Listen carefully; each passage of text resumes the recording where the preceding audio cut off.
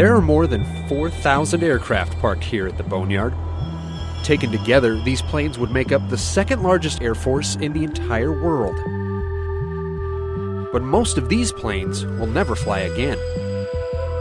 They're here to serve a different purpose.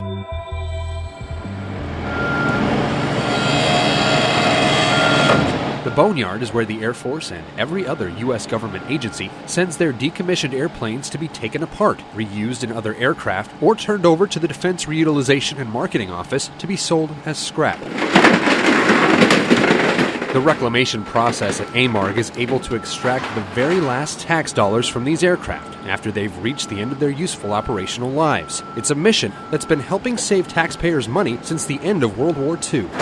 Shortly after the Second World War, there were huge quantities of surplus aircraft scattered all over the world. A lot of them were scrapped where they were in theater, depending on the types. Other airframes were identified as having value for potential future use, or there just wasn't enough capacity in the overseas theaters to dispose of them as required. So a lot of them were ferried back here. In particular at Arizona, a lot of B-17s, B-24s, and B-25s were all located here. And the 50s was kind of a unique golden age of jet flight and propeller flight. There was an enormous diversity of aircraft being used by the Air Force, some more successfully than others. So a lot of them were rapidly outclassed and made obsolete. So, entire production runs of aircraft were brought here for reclamation, like F-84s, B-36s, whereas others were brought here for storage and regeneration. A lot of B-29s were stored here after World War II, and they were pressed back into service for Korea. So up until the early 60s, AMARC was principally an Air Force facility. The Navy and the Marine Corps maintained their own facility up outside Phoenix at Litchfield Park. But that was closed up, I think, in 1962, and all those assets transferred down here. So since that time, this has been the complete storage facility for government aircraft.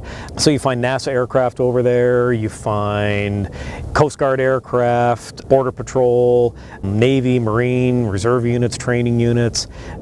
We have a lot of unique airframes here, a lot of one-of-a-kinds or few-of-a-kinds. Behind us here, there's a B-36 Peacemaker. It's special. It is the last production one ever built by Convair. Came off the assembly line in 1958, flew for 2 years, retired out in Fort Worth. It's one of only 4 existing airframes out of nearly 400 built. One of my personal favorites is the Boeing B-52A Stratofortress. It's the oldest Buff in existence, serial number 3. Third one off the production line. It was the principal test airframe and carrier mothership for the X-15 program. So nearly all of the early Gemini, Mercury, and Apollo astronauts all dropped off of our B-52A in the X-15 program. The recently deceased Neil Armstrong was a participant in that program and dropped off our airplane. So it's, to my eyes, it's kind of reeking in history. I really love it. As the Air Force has evolved, so has the Boneyard. During the Cold War, America's determination to outpace the Soviet Union in the space race helped fuel an explosion of technological advancement. Almost as quickly as they were introduced, U.S. military aircraft were regularly phased out as newer aircraft flew faster, higher, and farther. The outmoded airplanes were sent here, and the Boneyard's inventory began to swell. With the Vietnam War came a renewed call for even more advanced bombers and fighters. By the time that war started to wind down in 1973, the Boneyard's fleet had reached an all-time high of more than 6,000 aircraft. Today, some 4,000 aircraft still sit in the Boneyard, in various stages of the reclamation process. But the inventory here, much like in today's Air Force, is destined to change. As our Air Force becomes more and more technologically reliant, fewer and fewer different types of airframes are being produced.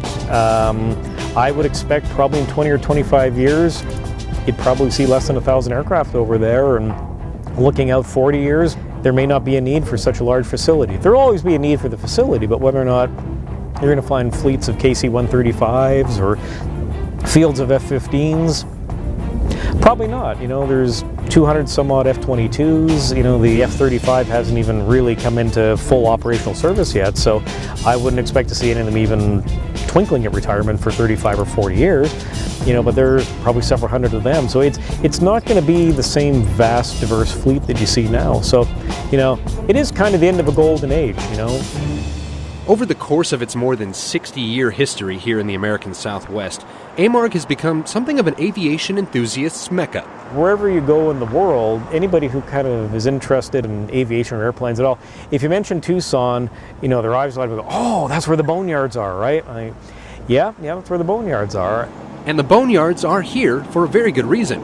Turns out the desert climate here in Tucson provides an ideal environment for long-term storage of these aircraft, with very little risk of corrosion or other damage from the elements. The ground we're on here is fairly unique. It's a very high calcium soil, very stable. When it's dry as it is now, it's as hard as concrete and very, very, very robust. And with the dry weather conditions here, low relative humidity year-round, very low rainfall, averaging about 6 to 8 inches a year in the region, there's nothing like tornadoes or hurricanes or that type of thing here to potentially destroy assets. So Tucson was identified as an ideal location for an active reclamation facility. And that year-round sunshine also makes this an ideal location for people to come visit and experience Air Force history in person. Normally, when someone wants to get a good look at some military aircraft, they have to do it through binoculars. But here at the Boneyard, you can get up close and personal with everything from fighters, bombers, tankers, lifters, just about everything the Air Force has flown in the last half-century. Our visitors almost universally enjoy the sense of adventure they feel coming out here in the desert to look at airplanes. We don't rope off our airplanes outside. People are free to get up and stick their head in the wheel well, bump their heads on a propeller, trip over a tie-down cable, run from rattlesnakes. It's the authentic desert experience out here. And it's a big part of our charm and our appeal. One of our sort of taglines is, where you can touch history, and we embrace that. So it's not all just about tearing down old aircraft as newer technology makes them obsolete. Preserving Air Force history has become like a secondary mission at the Boneyard. Along with the Pima Air and Space Museum right across the street, AMARG serves as a sort of monument to the accomplishments and innovations of the past, hoping to inspire America's future pilots, aircraft engineers, and astronauts. Our next generation of aerospace innovators, for all you know, could be wandering around here this weekend, getting that whiff of hydraulic fluid. If we can expose and encourage young people to come out and challenge themselves and find a direction through what we do here, however little, I think it's important work. Time and technology march on. The Boneyard will continue in its mission, taking custody of outdated aircraft, salvaging and reusing every part possible.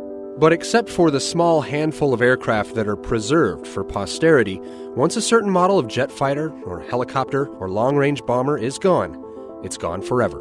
A common misconception that a lot of people have with AMARC is that there's still World War II aircraft over there.